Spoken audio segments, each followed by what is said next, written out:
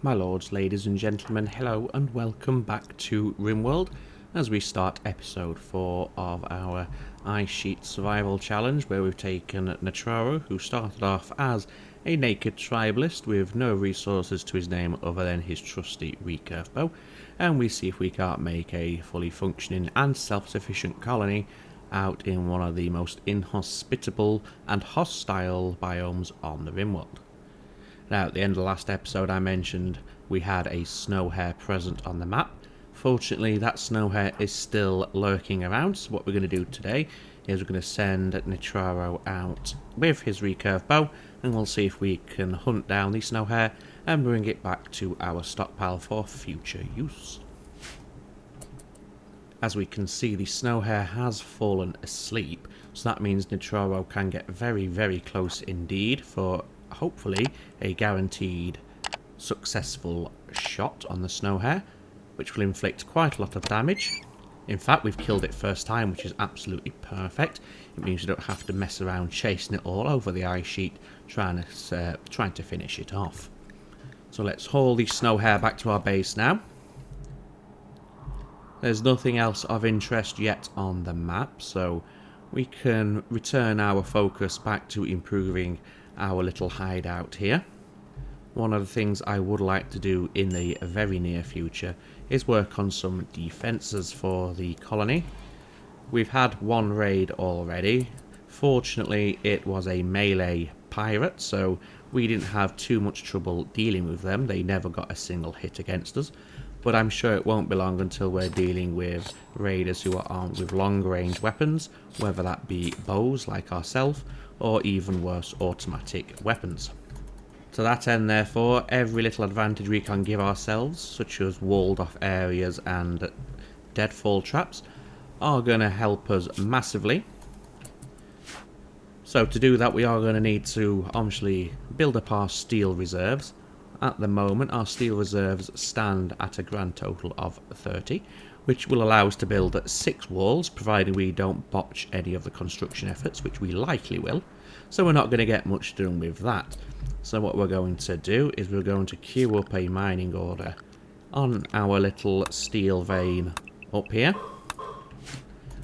I'm not going to prioritise the mining, however we'll get round to it when we can. Just having a quick scout of the map once more, and as we can see, nothing has appeared yet, so we can focus on Natraro's needs and mining.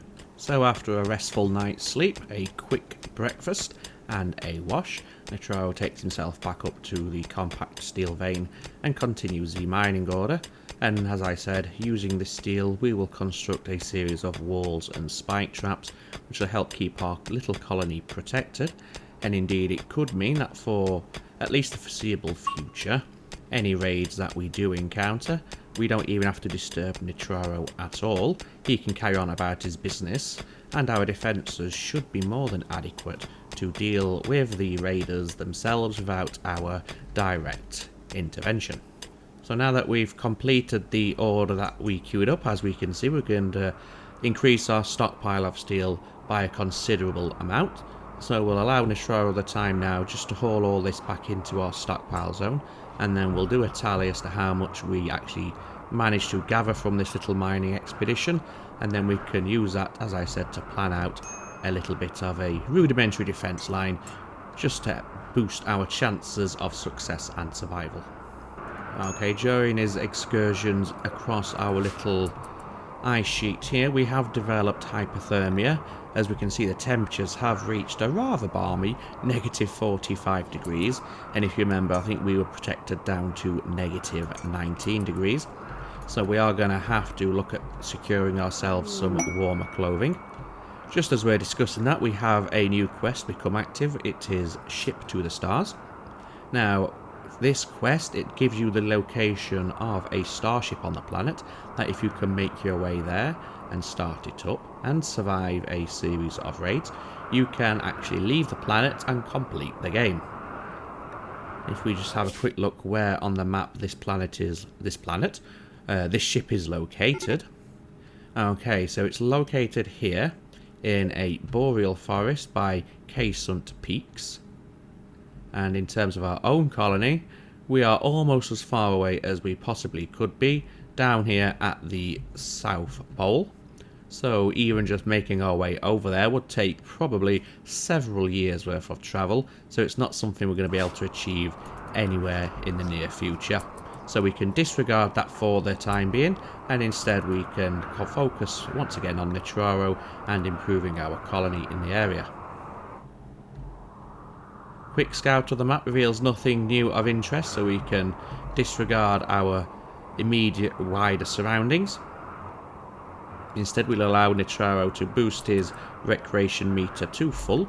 This will give him a big mood boost, as we can see there. Recreation fully satisfied gives you +10.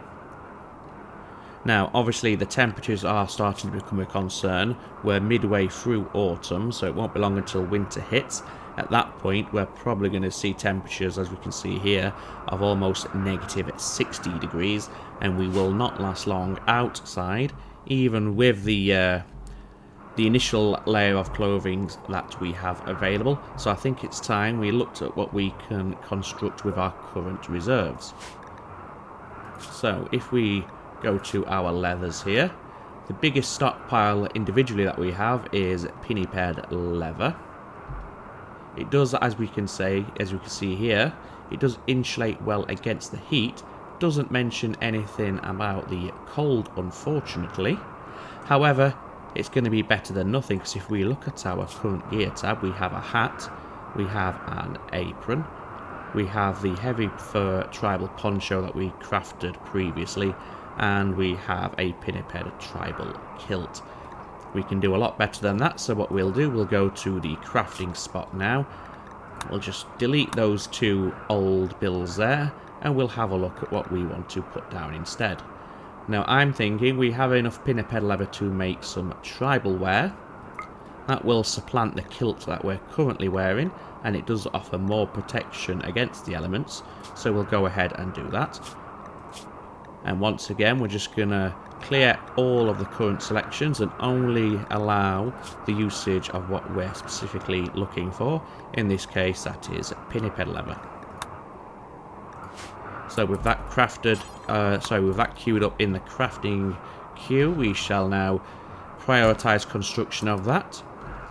Of course, construction probably isn't the best word. Crafting, maybe? Yes, crafting would be the best word, wouldn't it?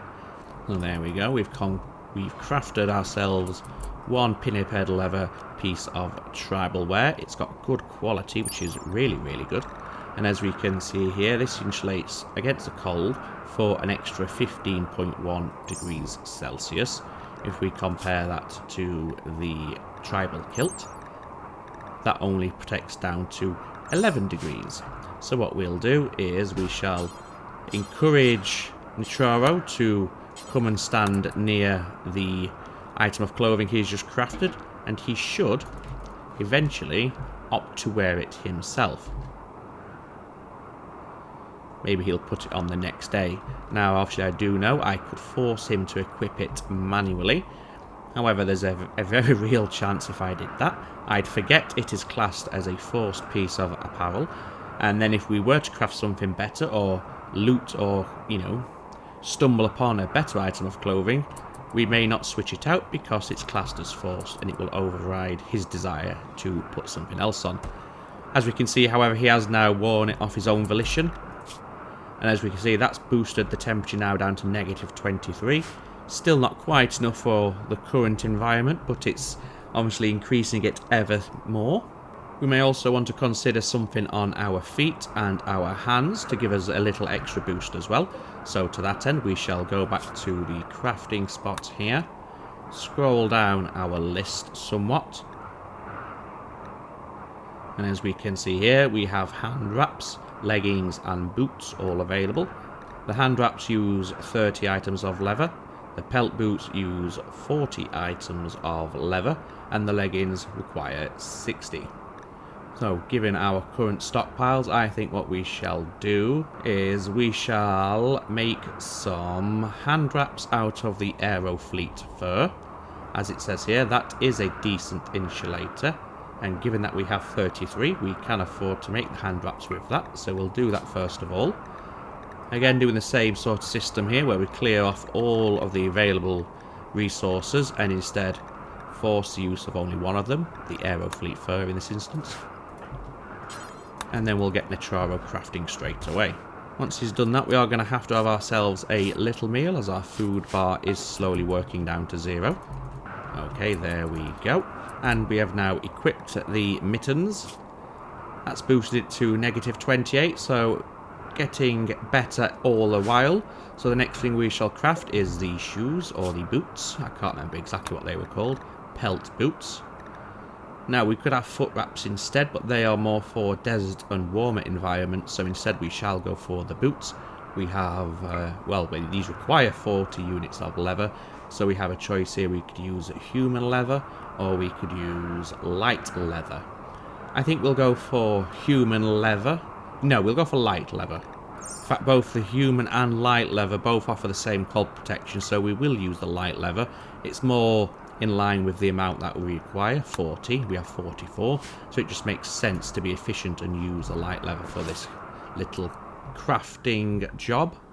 Okay, as we were mid-process crafting our little boots, we have a message from Gorilla, the chief of Treaty of Rokatox, who has sent us the following message.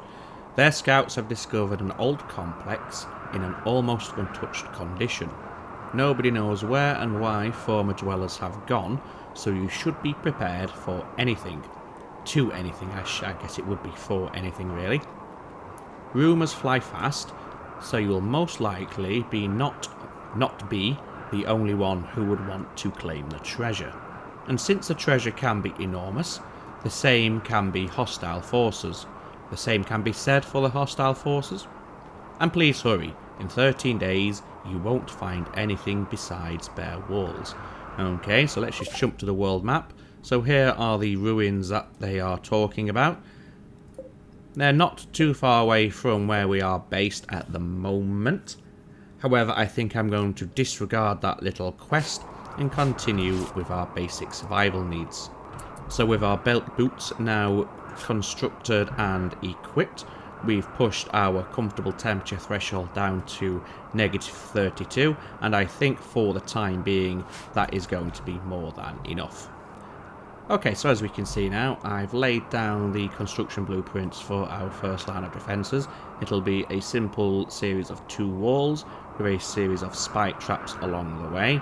I've put a series of doors in there which we'll keep closed, and this will enable us to safely get into here, recover any corpses and loot, repair our spike traps once they get damaged, without having to walk down the entire length of the corridor, which runs the risk of activating one of our spike traps that may not yet have been triggered. Up to the north, I've put a simple 2-block wall here as well to seal off this entrance. This means all enemies will now have to come this way through to the base, so they're all going to have to navigate our little corridor of death.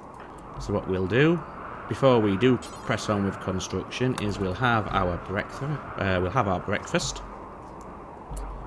Okay, so after a quick meal, we can now prioritise the construction of our defences. I don't know if we're going to have enough steel in storage to complete the whole lot here, but the more we can do now, the better. Every little is going to help, of course.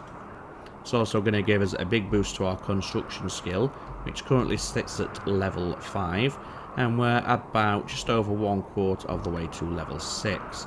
So this is going to give us a big boost to our construction experience, which obviously stands us in good stead for the future, as we'll be less likely to actually mess up future construction efforts. One thing I have noticed, I may have made mention of it before in a previous episode, but I can't quite remember, is we have a butcher table on the map. So what I'm going to do now is we are going to claim ownership of that butcher table, and we're going to reinstall it in our base. This will provide us far greater yield, I do believe, over a generic butcher spot.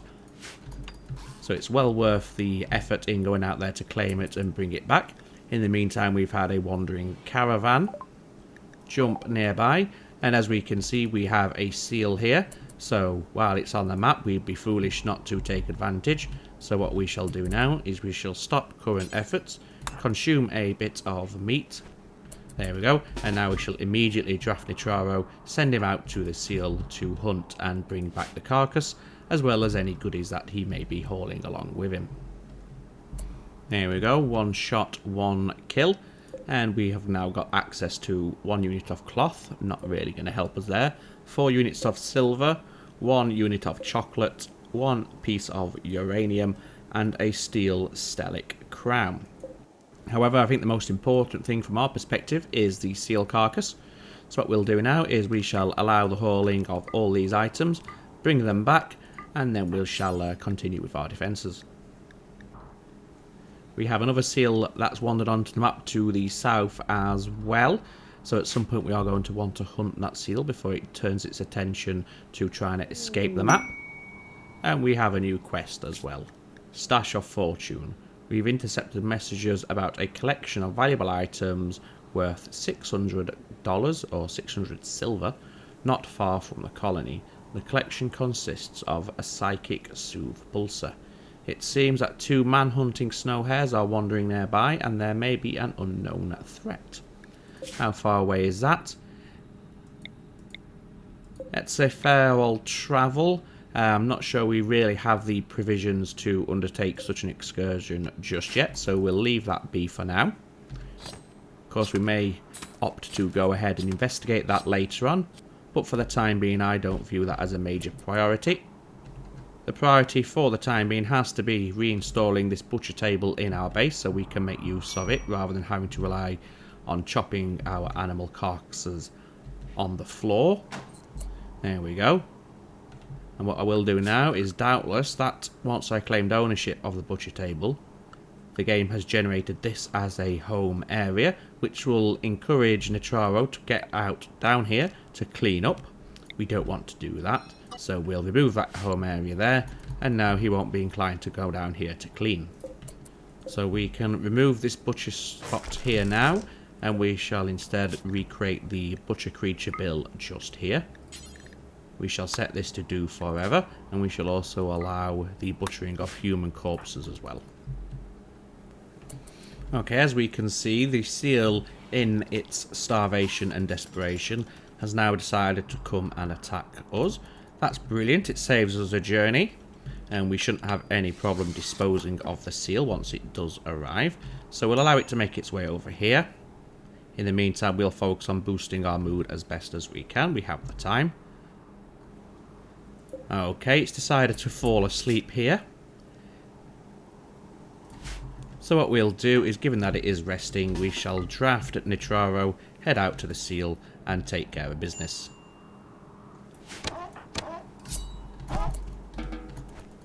Okay, job done. That's 1 extra seal to add to the stockpile, which we shall now haul back to said stockpile. As we can see, our stockpile is getting rather full once again, so we are going to want to expand it in the very near future. And we can see the first usage of our proper butcher's table in action.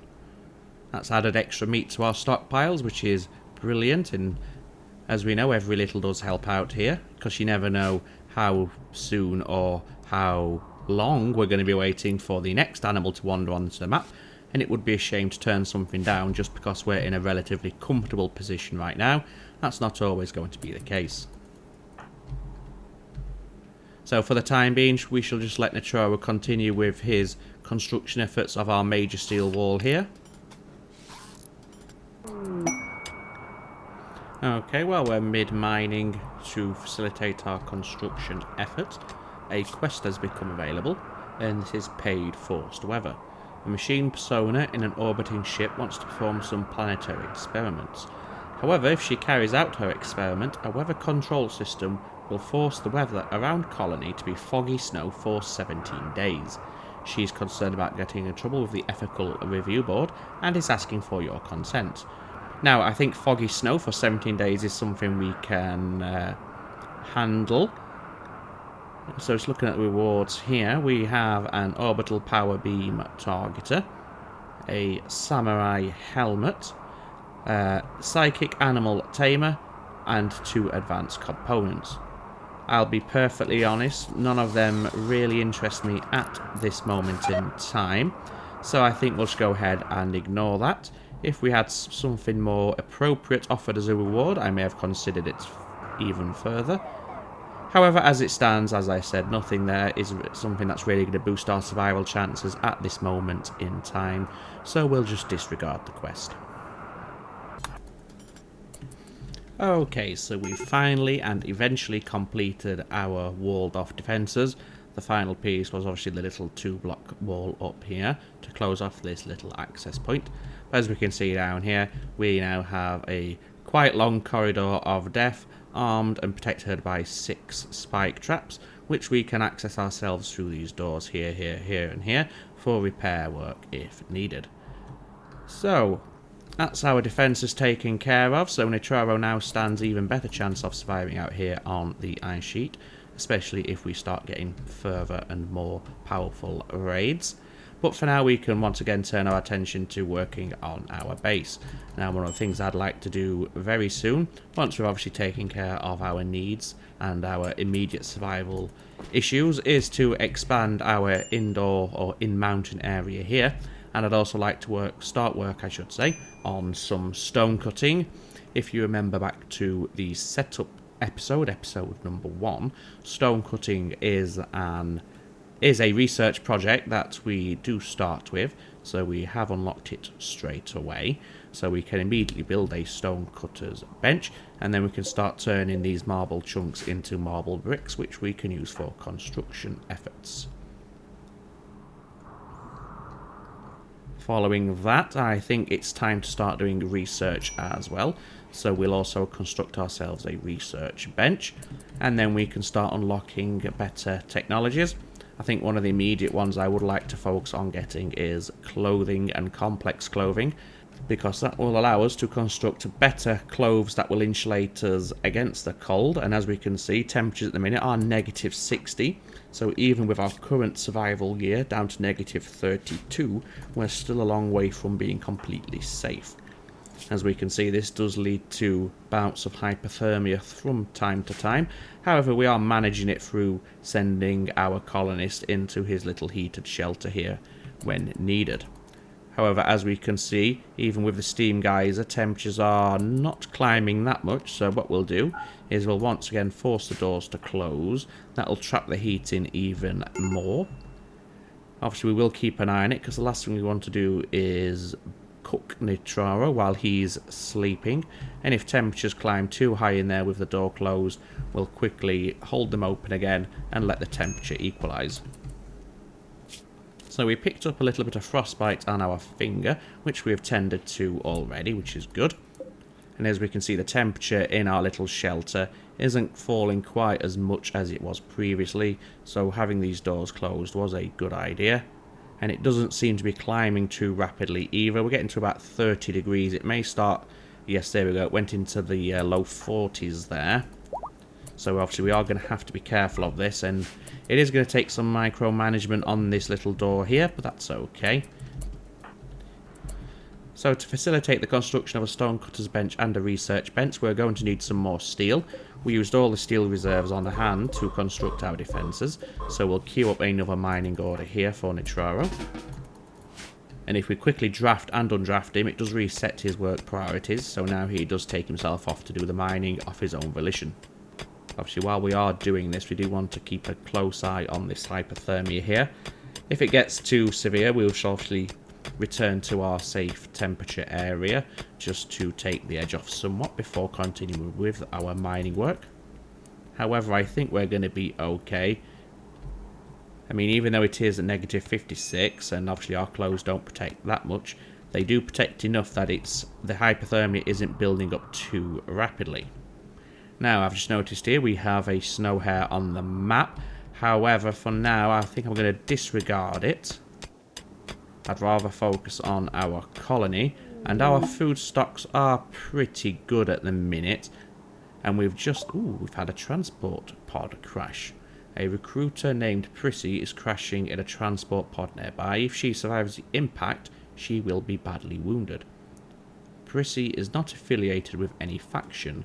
You can rescue her and hope that she joins you freely, or you can capture her for recruitment or slavery purposes. Okay, let's have a look at Prissy, shall we?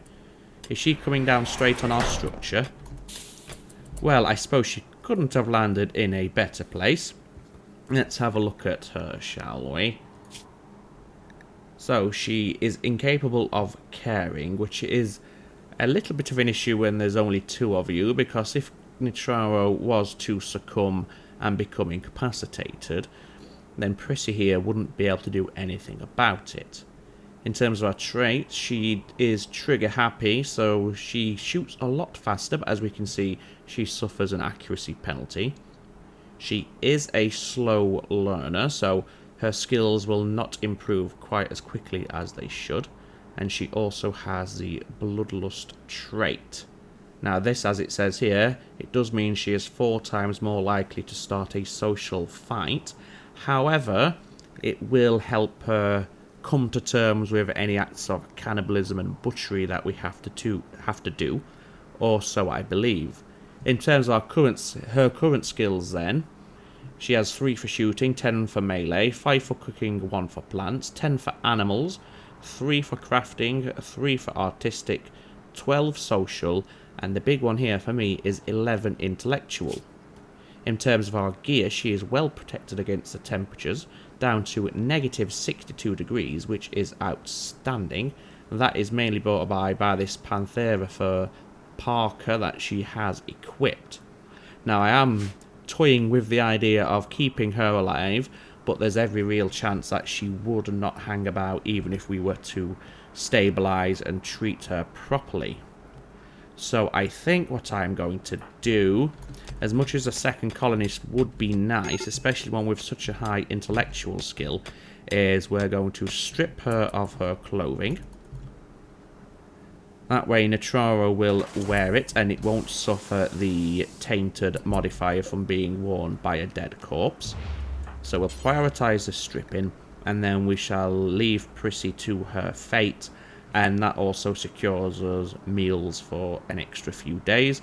Plus it will also top up our leather supplies, which we can use ourselves if needed.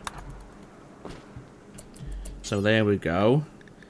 We've removed her clothes. Now we'll prioritise hauling them into our stockpile. And we have a raid. So we got our defences constructed in time. This is a group of pirates from the Owls of Cruelty. A very, very interesting name. I'm not sure if I should be terrified or amused by that. So they are going to prepare for a while. Let's have a look what we're dealing with. So it is a single pirate. This is Scrooge Coleman. He's only 17 years old, and he is only equipped with a wooden light club.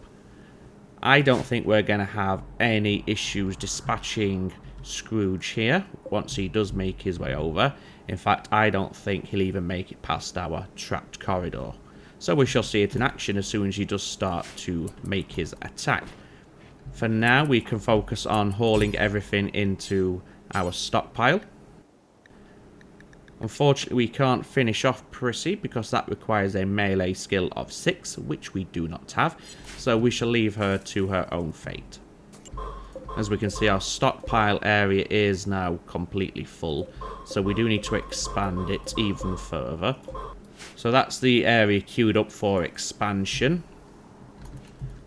We'll let Nitraro wash, and now he's opted to start digging out the marble. However, I prefer it if he started to equip the clothing that we removed from Prissy. Perhaps in the next day or two he'll opt to do it off his own back. In the meantime, Coleman is on his way, and we shall see how he fares with our trapped corridor. Very well. He managed to get as far as one trap before he succumbed. Okay, so we shall haul the medicine back urgently. The beer I'm less interested in. We'll take the club as well because we can sell it. We won't use it ourselves. Now, we can't haul anything at the moment just because the storage is full. But if we expand it, we can focus on hauling our medicine over. However, we will allow our hypothermia to dissipate. Okay, now we can prioritise hauling the medicine. And then we shall haul Coleman back as well. I'm going to cancel the repair of the spike trap for the time being. What we need to do is focus on our immediate survival needs, which is a bit of food, recreation. We'll also clean up all the unsightly blood in our little base here as well. Okay, I was too slow there on the hold open order on this door. But now it will close, and that'll boost our temperatures, which means our hypothermia will subside extremely quickly, as we can see. And then we will hold it open once again, because we don't want to, as I said, boil him alive in here. We have a walrus up here to the north, which we will hunt down. As we can see, the snow hare has disappeared, but we do have a pebble mitt. Now, I'm not too concerned about the disappearance of the snow hare. They don't give you the most meat or leathers when you butcher them. However, this walrus is something we definitely don't want to have leave the map. And as we can see now, eventually Netraro has opted to swap out his clothing, and that now protects us down to a whopping negative 76 degrees, which means hypothermia is no longer going to be an issue for us whatsoever. So we can get as much done during the daytime as we like without having to micromanage our temperature. It even means, given that these indoor temperatures inside the mountain get to about negative 60, we could even move our bed and our shelter indoors. Well, I say indoors, obviously I mean underground in the mountain here, because we don't have to worry about what temperature it will fall to in here anymore. We don't have to keep rushing back to the steam geyser. However, for the time being, we'll just finish off expanding our little stockpile zone here. There we go. That's now increased our storage capacity nicely. So we shall haul Prissy and the gloves to the stockpile, as well as a little chunk of steel that was there. We're now cleaning up some of the marble rocks that we'd mined out. Let's not do the butchering just yet. I think it's probably more prudent that we go ahead and hunt down the walrus that we have nearby. However, I've just realised the issue with this is we have to walk all the way around because I didn't put a door in this wall here. I think we have enough steel on hand, yes we do, to construct a door. So we'll put a door there. We'll prioritise construction of the door. And that'll allow us to reach the northern end of our map without having to detour all the way around. Okay, there we go. Now we have a quick exit up to the north. We'll go up to this walrus now and proceed to hunt it. There we go. One haul later, we have even more meat and leather to add to our stockpile. We're not going to need that leather for crafting any warm clothing immediately, because obviously we are well equipped nowadays thanks to the crashed colonist that fell through our roof a few moments ago. And what we'll do now is we'll prioritise working on this steel deadfall trap as well. Obviously that's the one that was triggered by Coleman when he launched his ill-fated raid against us. I'm going to disallow hauling of the beer. It's not critical, and the only way to get to it now would be to cross one of our spike traps. There is a very small chance that we ourselves will trigger our own traps, and that would be absolute disaster. So we'll leave the beer to deteriorate out there. I'm not going to mourn its passing. So I believe this is a decent enough time to end this episode, ladies and gentlemen. We've made big strides towards our survival. The biggest thing we've achieved today is the very fortunate drop of a well-equipped colonist, and her clothing that we took from her has now increased our survivability down to negative 84 degrees, which is fantastic, and the cold should never again be an issue for Netraro. We've also brought over a butcher table, which is going to help with our meat and leather production as well. We've expanded our stockpile zone, and we've made our colony a lot more defensible through the construction of one large wall here and a small wall to the north. As I said, in the next episode then, what we will do is we'll prioritise the construction of a stone cutting table as well as a research bench, and we'll also start mining deeper into this mountain here, and we'll move our little camp inside the mountain as well. Given that we can now survive any temperature that the ice sheet is going to throw at us, I think it's an ideal time to do that. So all that remains for me to say is, if you enjoyed the episode, as always, a thumbs up would be greatly appreciated.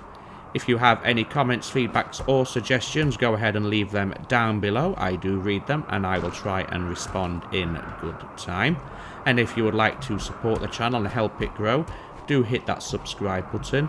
Trust me, it makes a big difference, not only to YouTube's algorithms and whatnot, but also on a personal level. It just provides, shall we say, a good positive feeling for myself and gives me that extra encouragement to produce more videos. But for the time being, ladies and gentlemen, as always, you take the very best care of yourselves. Ta-ta for now.